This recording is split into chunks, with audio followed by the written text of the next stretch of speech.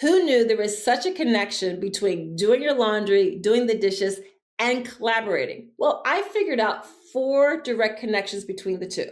In college, I studied cultural anthropology, love cultural anthropology. It is literally the gift that keeps giving because cultural anthropology taught me the worm's eye view of society. It taught me to observe deeply and to ask all sorts of questions, which is why I love the anthropology of ordinary things, of ordinary objects. And so I tend to tune in a lot to podcasts that explore the culture of ordinary objects and occurrences, things that we just take for granted in our life. So that's one thing you should know about me. I study cultural anthropology and I love digging into the culture of ordinary objects. The second thing you should know about me is I'm a bit of a neat freak. I like things in their place. There's a reason for that. I grew up in Philly in a two-bedroom apartment. My parents owned a duplex growing up. So there's a two-bedroom apartment beneath us, and we lived on the second floor. I shared a bedroom with my sister for all of her life. We're just 20 months apart. And I didn't have my own bedroom until I was a sophomore in college. But when you grew up in a really small space, my mother taught us that, girls, everything has to be in its place or else it looks like a hurricane ran through her. Because of that, that's just some context. I'm a bit of a neat freak. I like things in their place. I like things to be organized, as you can probably see by the display behind me. And I kind of find cleaning to be a bit meditative. So I love learning all sorts of hacks about cleaning. Now, that takes me to the point of this share, which is I was listening to an episode of a podcast called The Wirecutter, which is put out by the New York Times. And in this particular episode of The Wirecutter, they were talking about laundry detergent. They were talking about dish detergent, and they were talking about all the cool things that dish detergent can clean. In fact, they were kind of indicating that you don't necessarily need to buy super fancy, expensive detergents because just a few drops of pick a blue colored dish detergent in the supermarket aisle mixed with this size couple liters of bottle of water can really cut out grime and surfaces. But here's the part that really got my attention. They referenced a chemist named Herbert Sinner, and they referenced something called Sinner's Circle. And so Mr. Sinner, the chemist, many, many years ago, he identified four elements that are really essential for great cleaning to take place. And when I heard this, I really leaned in. I mean, we've got culture and history and ordinary occurrences in our daily lives. I wanted to learn more. And it turns out that Mr. Sinner identified that for any great cleaning process to exist, the four elements that must be in place are chemistry, temperature, mechanics, and time. Because as they explained, in any cleaning process, you've got to have the right molecules of the surfactants that will adhere to the dirt on the surface of fibers. You've got to have mechanics, which is really the friction that happens if you're washing something by hand or that happens in motion in a washing machine or even in a dishwasher or if you're washing dishes by hand. That's the mechanics part. You've got to have temperature. So typically things get cleaner when the temperature is higher. That again is about introducing a sort of friction to loosen and agitate molecules and to loosen the dirt molecules from the surface of a fiber. And then the fourth thing you need is time. We want to push through cleaning. We want to have all sorts of detergents that will help us to clean more quickly. But at the end of the day, time really does matter. So those are the four factors that Mr. Herbert Sinner found that has now led us to call this Sinner's Circle that leads to great cleaning. It's chemistry, temperature, friction, and time. And as I was listening to this, I thought, oh my gosh, those are actually the same four determinants that are essential for collaboration. Now, I wrote all about this in a Fast Company article where I was also, connecting the dots between the Sinner's Circle, the four elements of great cleaning and collaboration. But I just want to kind of share my thought process here. So bear with me. When you think about, first of all, let's all admit that most of us hate collaborating. We think it's going to slow us down. We feel like, oh my gosh, now we have to explain how we do things around here to these outsiders. They don't understand the way we do things around here. We're going to have to explain all of our acronyms, et cetera, et cetera. So short term, most of us really don't want to engage in collaboration because we assume it slows us down. And it kind of does, right? Because there's a learning curve on both parties, because when you invite others into a collaborative process, it also challenges your assumptions. However, long term, collaboration yields such incredible results because when we collaborate, longer term, efficiencies go up because productivity increases.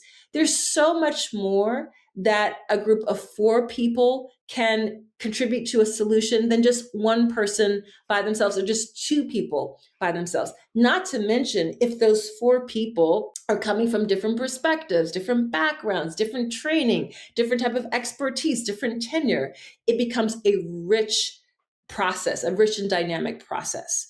So longer term, when we collaborate, productivity goes up, efficiencies go up, and when efficiencies go up, costs go down. So long-term collaboration is great. Now, here's the connection between collaborating and Sinner's circle. So let's take the first part of Sinner's circle, which is all about the chemistry. So when he talks about chemistry, when chemists talk about the chemistry that's necessary in any sort of cleaning process, when we're collaborating, the parallel idea is the sorts of questions that we ask in the process. Questions are catalysts in any sort of collaborative process. I like to say that questions are inputs into a system. That system could be what's for lunch. That system could be a new financial model for the fourth quarter. That system could be a new way to acquire clients, right?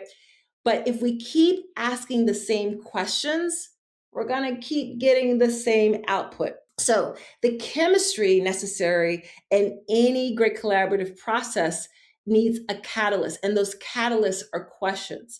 So the next time you are part of a team effort, and maybe you're excited about it, hopefully you are, but if you're feeling bedraggled by it, just keep in mind that you're actually on the right path. You need that diversity of thought and questions that inform the final process. That's the chemistry part of collaboration that we can extend from Sinner's circle. The second point that we can extend from Sinner's circle is temperature, right? So in any great laundering, cleaning process, temperature preferably should be, it's better to wash your dishes in hot water than in cold water because that heat helps to loosen the molecules. Well, the equivalent when we are collaborating among people in terms of high temperature is high stakes. Whenever I have been in a high stakes moment that's requiring me to think differently, this is raising the stakes. This is increasing the temperature. This is increasing the bottleneck and sometimes the anxiety. But man, creativity loves constraints. Whenever we are the underdog in any sort of process, that increases the stakes. And that's an example of increasing the temperature if we send that from Sinner's circle. And, I'm from Philly. The Philadelphia Eagles didn't win the last Super Bowl, but a couple Super Bowls ago, when we were up against the Chiefs, man, the stakes were really, really high. We were the underdog. And so that's an example. Now, conversely, recently, our 76ers did not do so well against the New York Knicks. The Knicks were hungrier, right? The stakes were a lot higher for them. So the collaboration, I suspect, wasn't in the locker room, but the collaboration might have been a bit richer because the stakes were higher, the temperature was higher. So that's the second of Sinner's circle. So we've got chemistry, which is the type of questions you're asking. We've got temperature, which is the stakes. The stakes have to be high. The temperature has to be high. The third principle from Sinner's circle that we can apply to how we collaborate is all about the mechanics. And in terms of laundering and cleaning, the mechanics are literally about the physical agitation process that helps the cleaning process. Well, the mechanics in a collaboration are related to the people. that you have in the room. And I'm going to refer just to one of my favorite examples to talk about the value of collaboration. I'm going to refer to Jerry Hirschberg. So Jerry Hirschberg used to be the head of design at Nissan, the automotive company. And whenever there was a design challenge that his team of designers was working on, he would insist on bringing in people from finance and HR and manufacturing and sales. And a lot of the designers bristled and they put their hands on their hips and they thought, why do we have to have these people in on our process?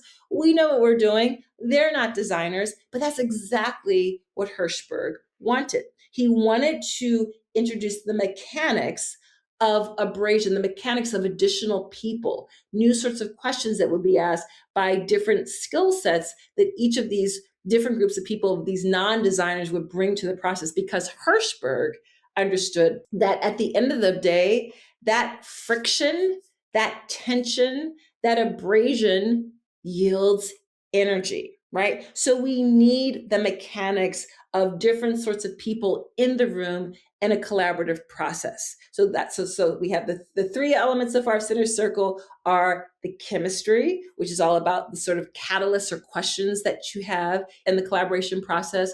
We have the temperature, which we can equate to higher stakes. We want high temperature and higher stakes. We have the mechanics, whose equivalent is the sorts of people that we have in the room. And the final principle of Sinner Circle is time. And that, for all of us, when we think about collaborating, we think, oh my gosh, this is going to slow us down. And yeah, you're right. Short term, when we collaborate, it's going to take more time. In the cleaning process, it behooves us sometime to have more time in the process if we want to get a sparkling, gleaming, glistening result. Similarly, we have to embrace the amount of time that sometimes a collaborative process takes for personalities to gel, for the process to untangle itself, for us to make sure that we're introducing the right sorts of mechanical friction and sorts of expertise into the process. So that's where my mind went. That's what I explored in a Fast Company article that we can link in the notes here. But the point is that you never know what you're going to learn by listening to a podcast. That's the first point. Secondly, never shy away from the process of collaboration. Embrace the time, embrace the high stakes, embrace the different personalities, embrace the different sorts of questions that are absolutely essential to move the needle, not just incrementally, but to move the needle exponentially. If you want more fun facts and practical insights about collaboration, innovation, and creativity, go to figure8thinking.com.